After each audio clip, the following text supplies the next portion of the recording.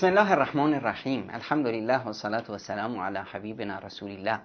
دوستان، آیا فکر کردید چرا ما وقتی نماز میخونیم تو هر نمازمون، تو هر تحیاتمون میگیم اللهم صل علی محمد و علی آل محمد کما صلیت علی ابراهیم و علی آل ابراهیم انک حمید مجید؟ خب برای پیامبرمون دعا میکنیم. خب حق پیامبر ماست، ما را از جهالت و نادانی و حماقت و بت پرستی و شهوت پرستی نجات داد، ما را کرد انسان با دینمون، با ایمانمون.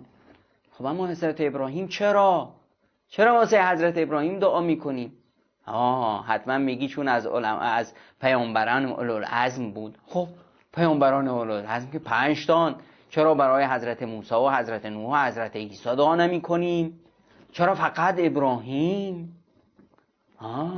وقتی میایم به سوره شعرا نگاه میکنیم میبینیم که حضرت ابراهیمی که از دعاش پیش خداش چی بود؟ وجعل لی لسان صدق فی الاخرین. خدایا بار الها برای من ذکر نیکی بگذار در آینده. ذکر نیک حضرت ابراهیم و ما با خودمون داریم تو هر نمازمون. صلی علی محمد و آل محمد کما صلیت علی ابراهیم و علی آل ابراهیم. اللهم بارک علی محمد و علی آل محمد کما بارکت علی ابراهیم و علی آل ابراهیم. بعدش هم هر روز صبح و شام صلوات میفرستیم بر پیامبر اکرم صلی الله علیه و سلم و از اذکار صبح 10 بار صلات بر پیامبر هست که باز هم بهترین صلات ابراهیمی است. ابراهیم برای خودش کسب اجر و پاداش کرد، دعا کرد، خدا دعاش رو قبول کرد و من و شما امروز استجابت دعای ابراهیم رو داریم ادا میکنیم. خداوند دعای ابراهیم رو قبول کرد و ما داریم صلوات میفرستیم بر ابراهیم و آل ابراهیم.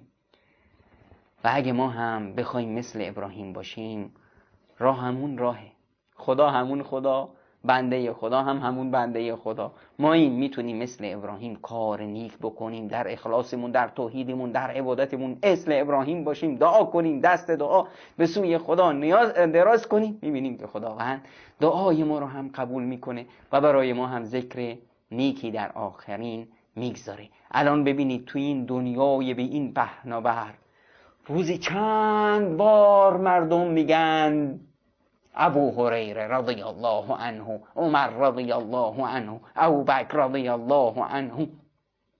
روزی چند بار میگن امام ابو حنیفه گفتند رحمه الله، امام شافعی گفتند رحمه الله. روزی چند بار میگن امام بخاری فرمودند، امام مسلم فرمودند رحمه الله رحمه الله.